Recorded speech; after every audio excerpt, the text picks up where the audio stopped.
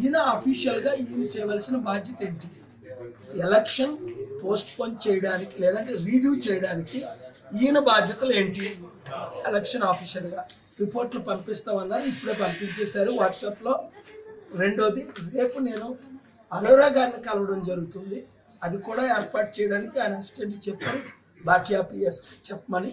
మూడోది, ఇప్పుడు నరసాపురం సరిపల్లిలో 2 గంటల వరకు పోల్ అవ్వలేదు, ఇవన్నీ మీడియా వారు అందరూ చూశారు. ఇలాగ 90% పోలింగ్ కేంద్రాల్లో 10 గంటల వరకు పోలింగే స్టార్ట్ అవ్వడానికి, కొన్ని 2 గంటలు 3 గంటలు తర్వాత స్టార్ట్ అవ్వలేదు. తర్వాత రాత్రి అంతా పోలింగ్ ఏంటి? మరి డే టైం ఎందుకు ఎలక్షన్స్? రాత్రి చేసుకోవడం బెటర్ కదా. ఈరోజు డే టైం 3 గంటల వరకు సీల్ అవ్వలేదు. అంత ఇన్ఫర్మేషన్ వారి దగ్గర ఉంది.